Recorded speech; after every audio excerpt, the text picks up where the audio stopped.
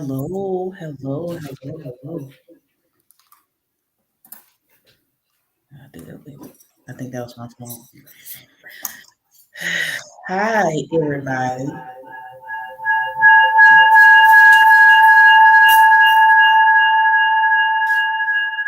People do have to be in two different places. Hold on, okay. Hello, hello, hello, hello. We do apologize on party. I actually went to my old college, the Alabama University, to just do like a little road trip with my family. What's going on? What's going on, Aubrey? So this is going to be a very special edition. So we do apologize for the tardiness. Y'all invite your folks to come on in. Invite your folks to come on in. Um, I'm excited because I have not done this in with this type of uh, broadcast with my husband. So I'm excited for this one. Today we're going to talk about it a little differently. Um, we're going to talk about what it is to be a power couple. So, of course, I could be a couple without the other half. So, I brought my husband on to to rock with me uh, because it's people look at what we have and what we do and who we are, and we get a lot of oohs and ahs, and we get a whole lot of I love y'all black love, and people don't understand that there's work that's invested into this. There's work that's invested into being who we are and what we have. So that's why I wanted the husband to come on here and talk with me a little bit.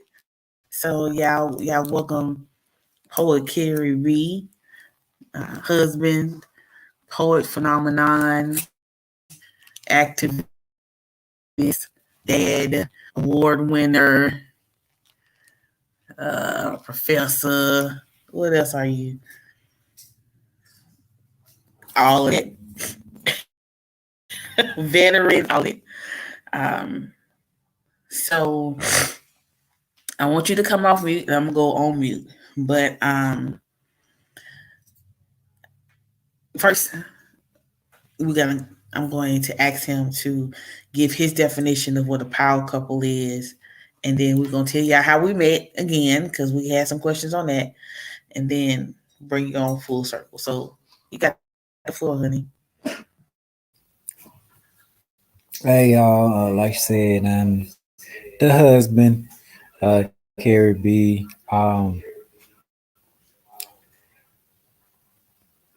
It's interesting where you think about this whole word or the whole phrase power couple. Obviously, we see different examples, in media. We see what Will and Jada, Beyonce and Jay-Z,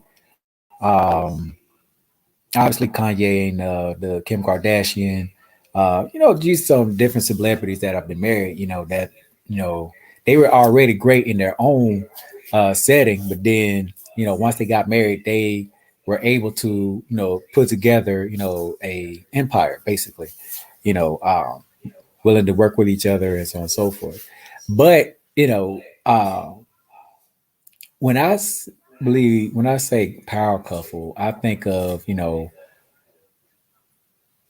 biblical version, basically on what covenant, but and basically, evolving as that one entity.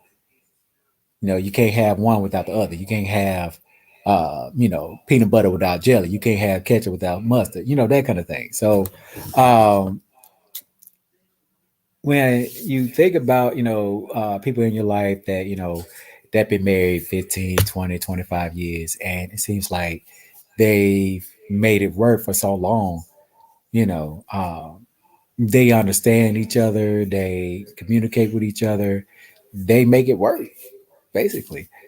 And for them to uh, still, evolve, still, have that same energy for each other, when they first met, obviously, that's the end goal, basically. To grow old with each other, to, leave a mark, leave a legacy, what I'm saying, as far as, love, family, and whatnot. Thank you. That was dope. Um, so I want to ask you this question, husband. Do you think that we would be where we are now on the timeline that we're on now?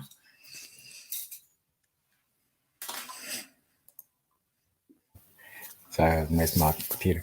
Um, so as far as the time frame, uh, where we are now, uh, I was thinking maybe a couple years later, like in a 10-year mark, that kind of thing. Um, Basically, my whole mindset was just basically, focused on us, like basically, learning to, become one, basically. And it's interesting because, uh, a lot of people have this, notion that, once you get married, that is okay, okay, this is it. This is the person I'm marrying. That I don't have to learn anything else about them. That kind of thing. When that is entirely not the case, because you gotta remember, like you are spending a lifetime with that person. People evolve. People make decisions. People make compromises. That kind of thing. So, one at the end of the day, you still got to communicate with that person. You still got to understand. What's the trigger? What's the buttons not to push, that kind of thing. What are their goals? I mean, goals change, dreams change. So, basically you just still got to communicate with each other, even, you know, 15, 20, 30 years down the line, what do they want to do? Does that align with your goals? What I'm saying? What's the compromise there? So, Yay. So I agree wholeheartedly. I think that one of the things that one of the many things that make us work is we listen to each other and we applaud each other in whatever goals we have. Um, it seems like my husband has been in school for ever. It feels like because when we first married, he was pursuing his master's, and now he's almost done with his doctoral program. And I've been his cheerleader the entire way, uh, making sure that he goes the mile that he needs to go. And he has done the same thing for me. And we push each other and motivate each other to do, you know, what we want to do.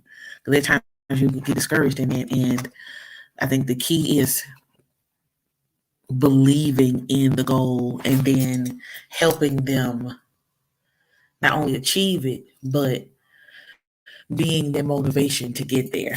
I think some of the power couples that he's named off, I don't think that they would have as much as they have without that factor of motivation. And it's key. It's really key. And I'm not even gonna lie. It is I want to see him soar just like he wants me to soar and get whatever it is that we want to get. So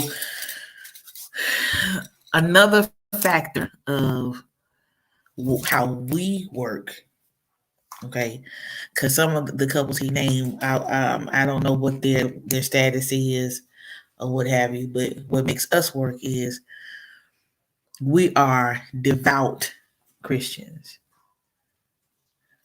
and I don't know, and maybe the people who are on here can give me names because I'm the ones that I know that like mega stars are like Tamala and David Mann. Uh, but everything that we do, we keep God first in, and He has been the really the factor. Like it's with us being poets, being a Christian poet, and on most scales, it's not really popular, you know. But with us staying in the forefront with God there, it has been key. So I would say that if we are to be called a uh, power couple, we would definitely be called a Christian power couple, of which I'm completely okay with. What do you say, husband? Yep, sounds about right.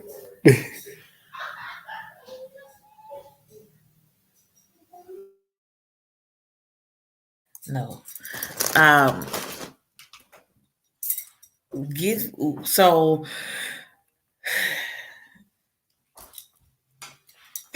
finding somebody who loves you. Okay, Denzel and his wife. Oh, that's right.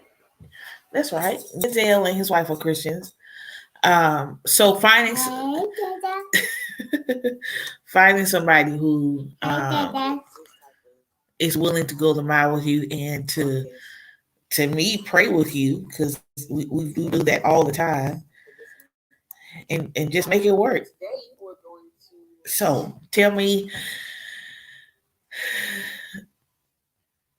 I guess I'm trying to phrase it the right way. What advice would you give to those who are trying to emulate what we're doing? I think the very first thing is to understand that everybody's human. Um, everybody's going to make mistakes. You know, that's just part of life. The thing about it is that with us, it was that early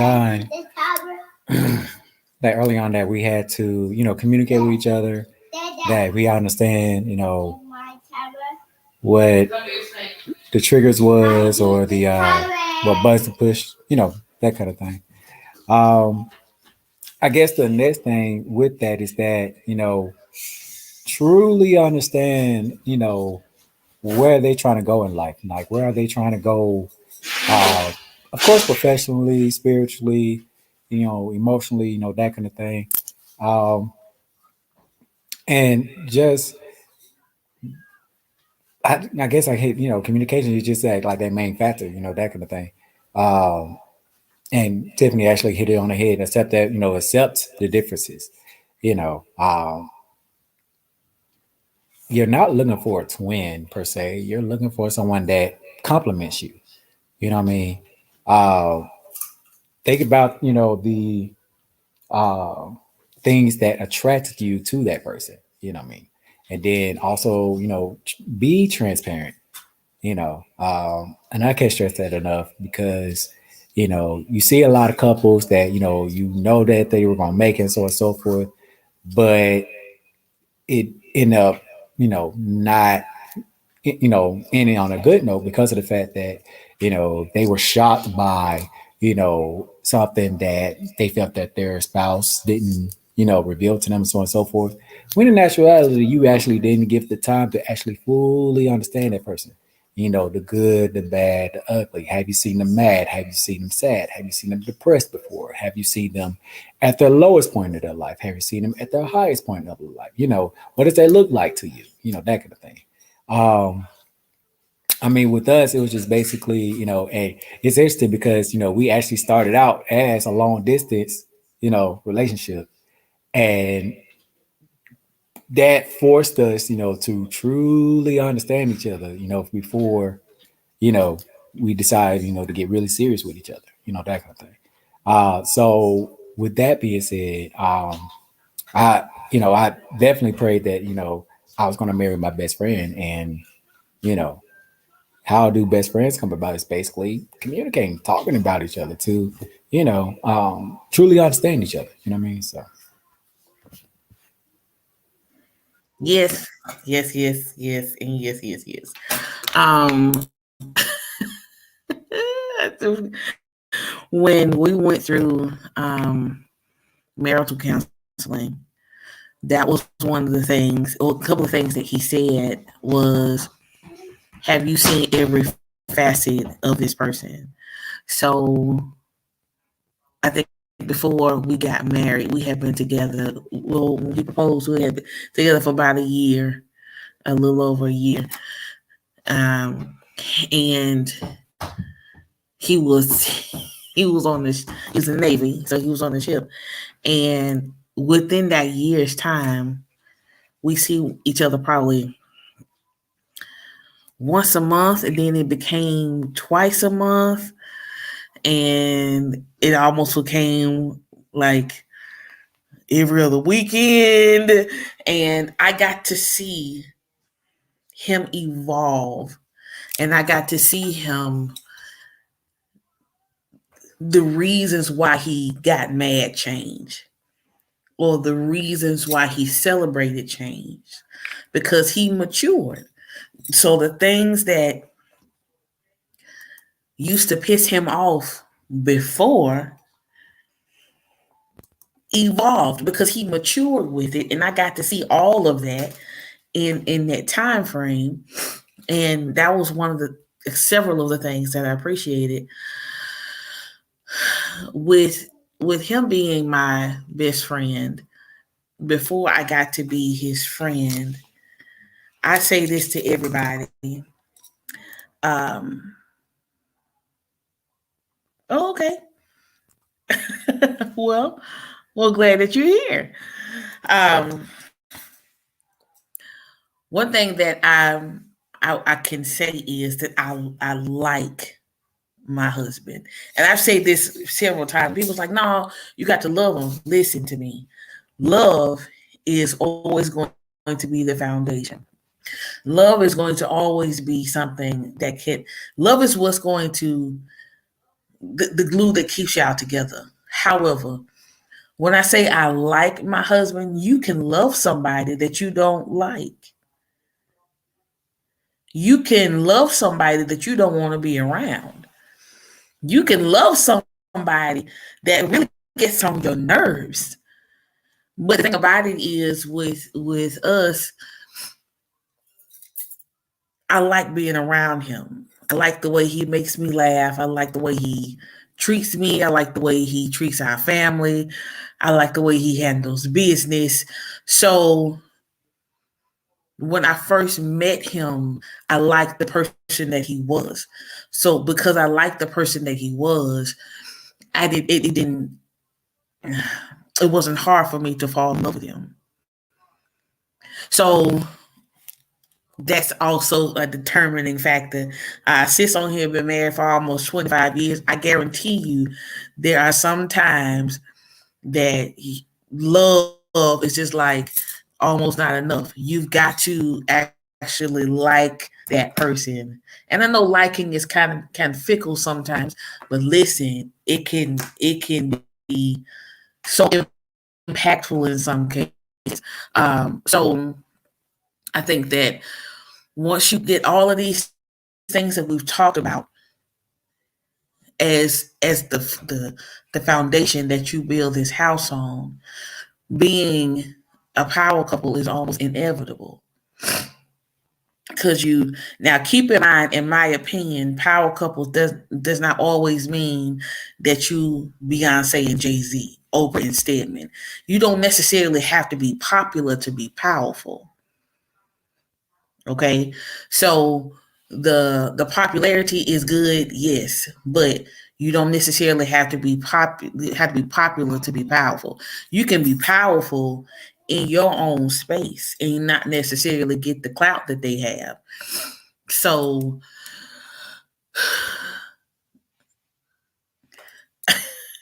you can be your own power couple and do the things that you do and believe in the things that you believe in, and you just be just as strong as you were if you were somebody else.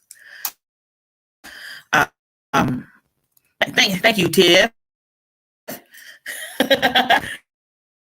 So, husband, give us, give the guys on here, and I'm gonna talk to the ladies. Give the guys on here some advice on y'all end of the power couples. We okay. One thing that I'll definitely tell the guys is that your spouse is going to be way more than just your partner. She's going to be your counselor. She's going to be your nurse. She's going to be, she's going to wear so many different hats, that kind of thing. That, and she's going to do it out of love, so on and so forth. So, um, with that being said, you definitely want to uh, be the same thing for her. What I'm saying, be there, be that the president of her fan club. If she buys a new outfit, you need to be the main one, bragging about her, that kind of thing. She gets a promotion, bragging about that.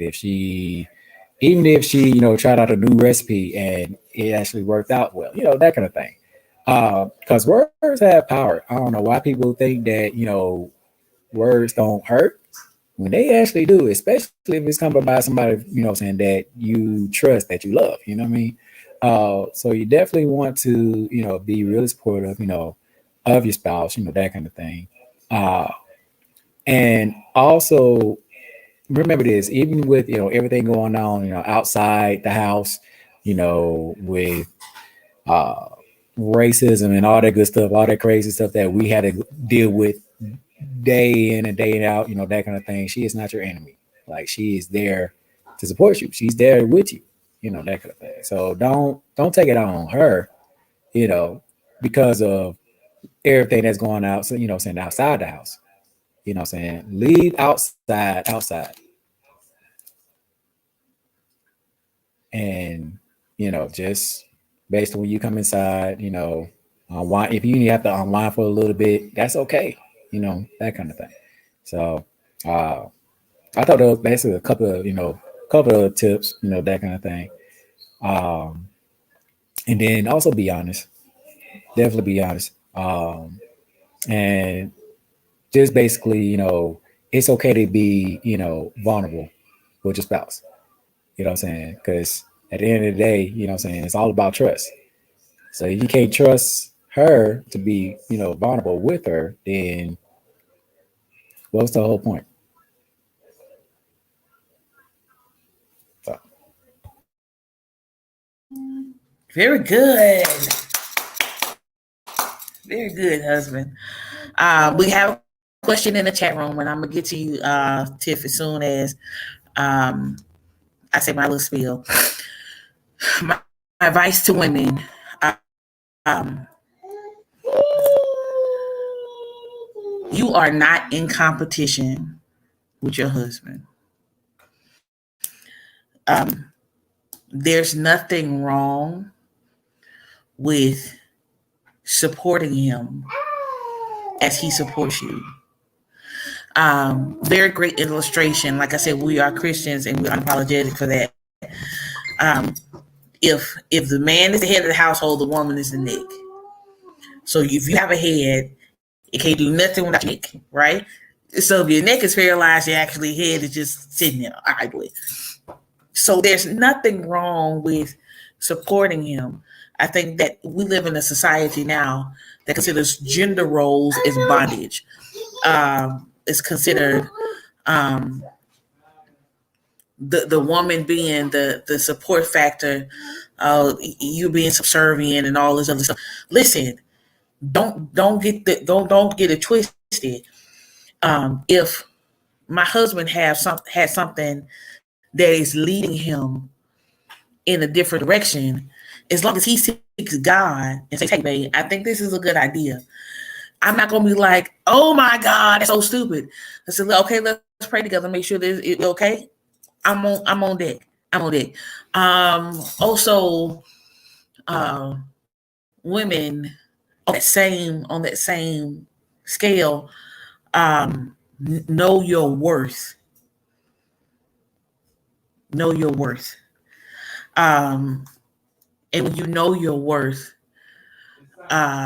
your husband should be able to see it, and your husband will notice it. Because if you are, and I'm gonna just say it, throw it out there, if you are a weak wife, then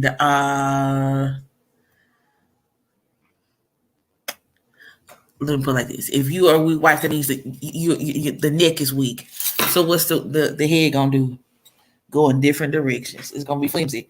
It's kind of gonna be like, okay, the wind blowing over here. Let me go see what's over there. All right, you know what I'm saying? So it's gonna be, it's not gonna be sturdy. It's going to be kind of everywhere. So don't be afraid to support your husband. Know your worth.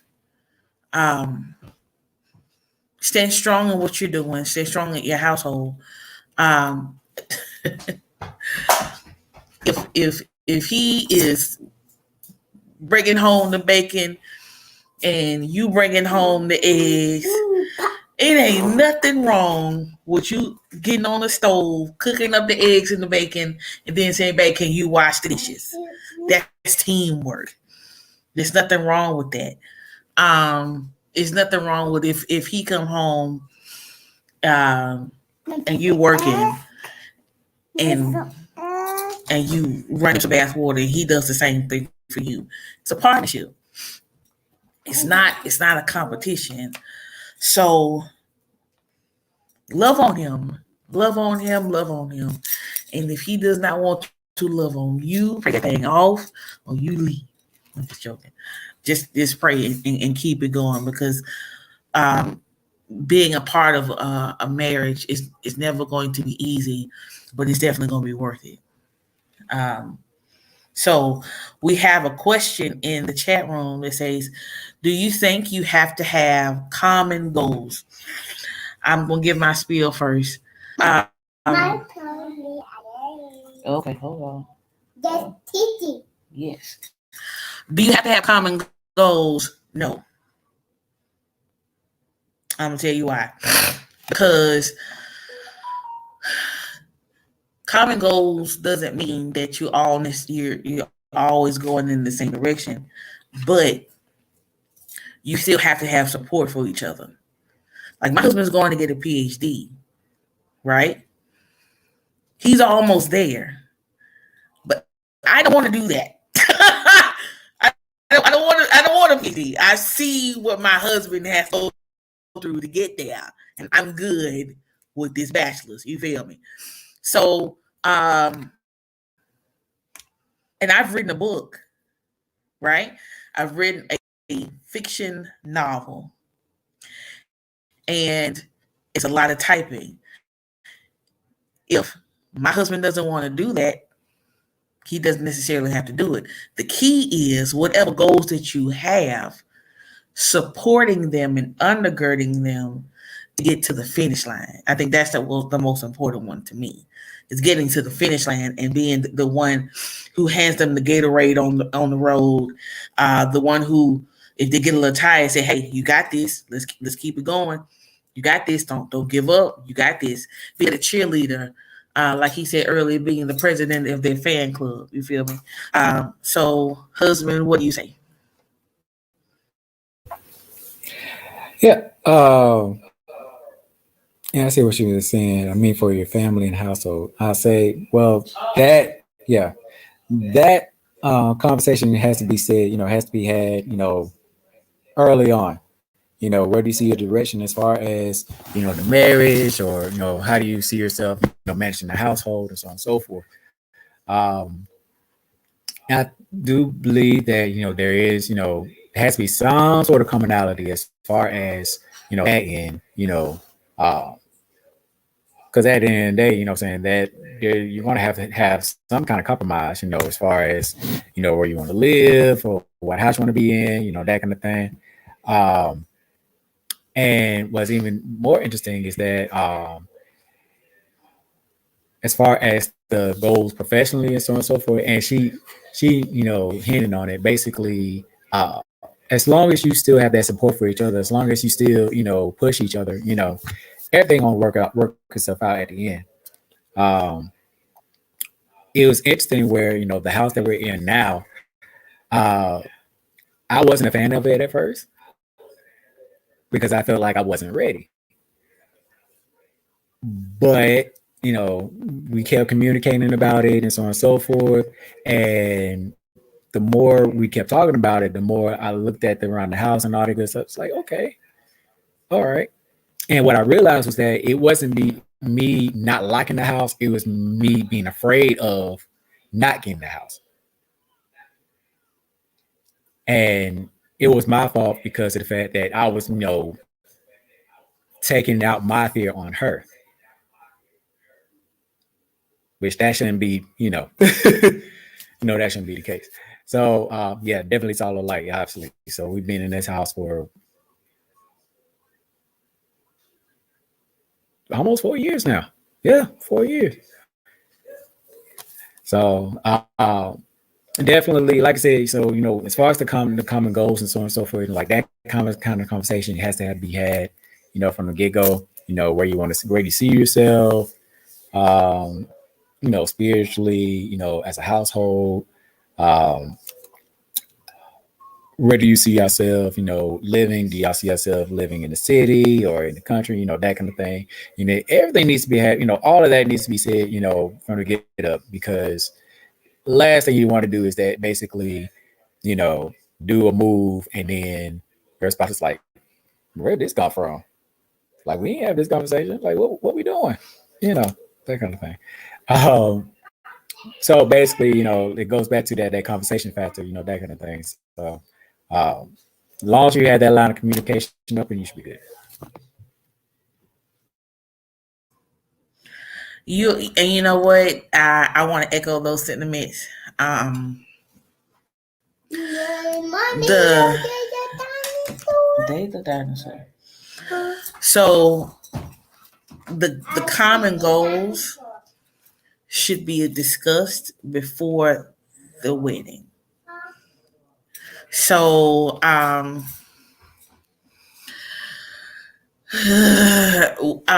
think it's super important, and some people don't believe in this because I've heard some people.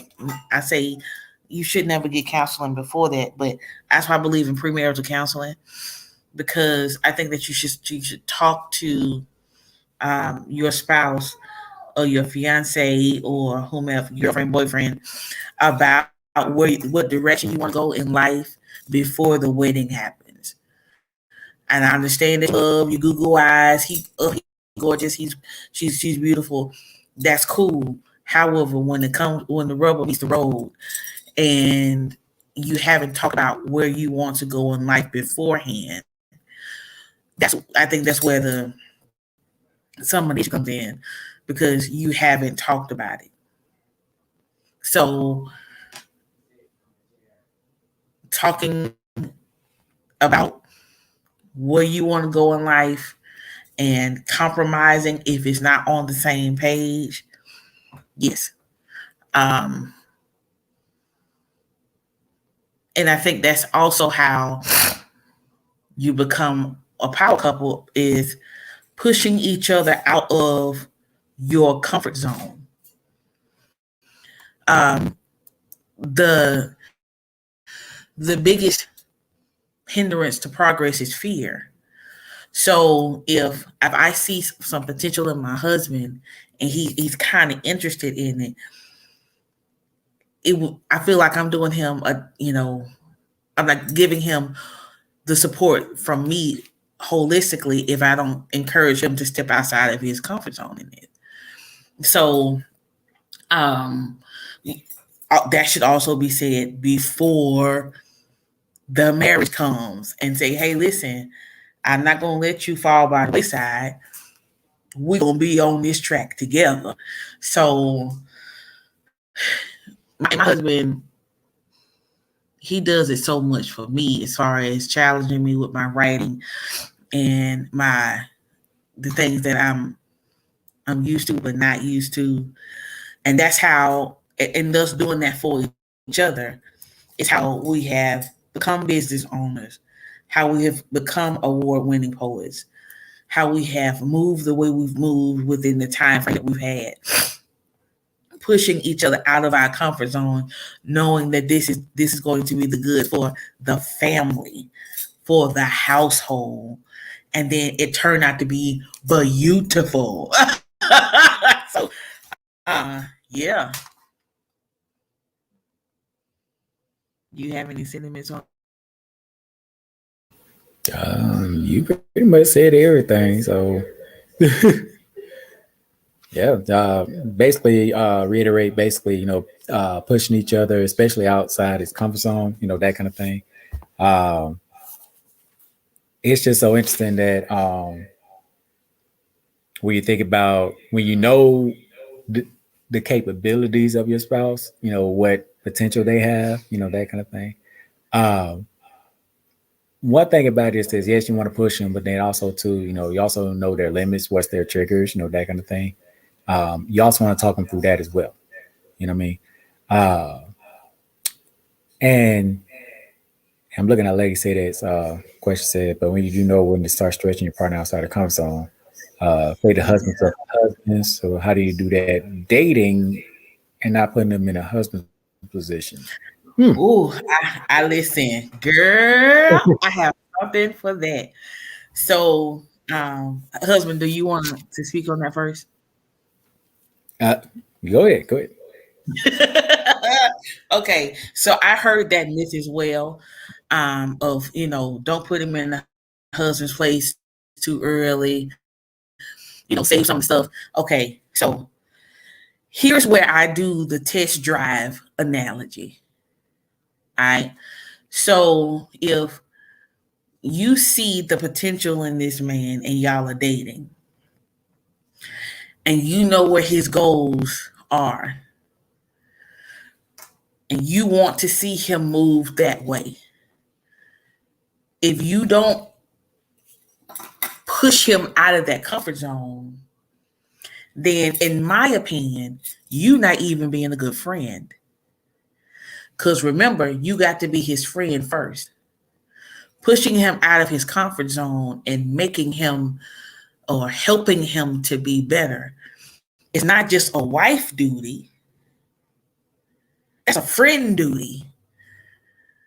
And the amount of investment that you put into it, that can go under the wife umbrella. Because when you're talking about investing money and investing time, that's a whole different story. Because you just don't want to, throw away frivolous stuff. However, if I'm my husband's and I am my husband's best friend, I need to see him go to his highest potential. The same way I would want to do with my girlfriends or my church members. However, the investment that I put into him, I wouldn't put into everybody else. So the saving it to your husband stuff, how is he going to know that you are capable of pushing him or motivating him to his higher self if you don't show that to him? If you don't, because when husband and I were dating, we had already literally laid out some of the plans that we're living in now when we were dating. I like the way we travel now. We discussed that when we were dating. Um, I guess winning the awards was kind of sort of like that because we went to our first award show when we were engaged, and we went to Chicago. I think, yeah, it was in Chicago. Or I think it was Virginia. Yeah. So, um, so you got to the wife part is the investing the time and the money and the effort, but the motivation part and the pushing out of the comfort zone, that should be a friend part. And to answer the question Tiffany has, what's the name of my novel? My novel is not incorporated yet or copywritten yet, but it's my first suspense novel, and the name of it is called Accident with Intent. So look out for that really soon. And lady, say that. Listen, girl, we can talk offline all night because I can talk about this all day. We got good 5 minutes because we usually go 45 minutes. But we can talk about this all day. But it's definitely something that's needed. So this topic, I'm so glad to have my husband on here with me and be able to uh, talk about this with him. This is a subject that it was a light bulb. Um, Listen, I got you, babe. I got you. Okay. My husband and I will be married for 6 years on March the 21st. So in 6 years, I think we've done a hell of a lot within that time frame. We got a hell of a lot to go. So thank y'all so much for indulging us on this, and thank you so much for the engagement that we got in the chat room. So um, we're gonna talk about this a little more. I think this was a good way to kind of segue from our soul ties and love conversation. So this was his husband's idea. So you know he did well.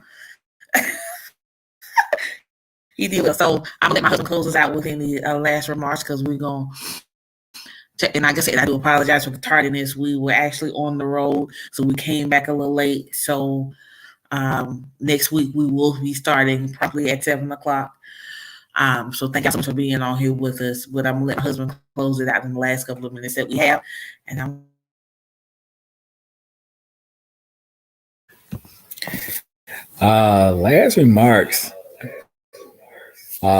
First, thank you to my wife for allowing me on the show. This is actually good. I knew this was going to be something that was going to trigger a lot of conversation because like I said before, you hear that term power couple being thrown around a whole lot, but what does that actually mean? So I figured go ahead and bring this up to the forefront as far as this conversation. Thank y'all so much for your questions and your input. This is actually good, definitely good. What's even more intriguing is the fact that we actually had some men on here. Thank y'all so much for logging in, that kind of thing. Um, and this goes with any relationship. Even where we're talking about dating or business, friendships, that kind of thing. Uh, Honesty and communication is key. We all know this. Um, we all know that uh, constructive criticism is great when it's accepted, you know. Um, and also at the same time, people may take it, offensive because we're our own worst critics. So if anybody else criticizes us, it's an automatic defense mechanism. When in actuality, they're just trying to make you become better. So at the end of the day. So if your spouse, friend, business partner, so on and so forth, is, approaching you and say, hey, it'll be better, if it comes this way, if it comes better, this way, that kind of thing. Uh, you know, Listen with an open mirror. Maybe they see something, saying at a different viewpoint that you may not have thought about, you know. Uh, and it's not, and like, Queen was saying before, it's not competition. He's not trying to, outdo you or anything like that. They're trying to make you better, make you a better spouse, make you a better business partner, make you a better friend, that kind of thing. So, you know, communication is key. Listen with an open mirror. And with everything else, just take a step out on faith and just pray about it. That's it. Thank you so much, Poet Carrie B, for being on here. Hopefully, I know he will be back to for one of our shows. He was a great art factor. If you are a Black business owner, please put it up in the chat room or put it up on our page. Go to the Majesty Lounge and like all of our events, this Friday, tomorrow, we will be right back at the Majesty Lounge for our weekly open mic night. Listen, y'all, we have a house band called the Emperors of Sound. They got this start right at the Majesty Lounge. So if you are a singer, a poet, a comic, an artist, by all means, you have a home at the Majesty Lounge. The address is 1400 9th Avenue North, Suite 120 in the Bessemer, Alabama area. If you go to our page, the address is there. Also, if you would like to make donations, if you cannot come, you can also make those donations at Majesty Lounge, all caps, with the $ in front of it. We love y'all so much. Thank you so much for being a part of our royal family and coming on here every week and hanging with us. Hopefully, we'll see you tomorrow at the Majesty Lounge. Doors open at 8 o'clock. The show is going to get started around 8:15. We'll be out of there around 10:30 unless we have a party. Okay. It's $5 to get in. I meant to say that. It's $5 to get in. We encourage everybody to come. Listen, we love y'all so very much. And we will see y'all next week, 7 o'clock, right here on Queen's Corner.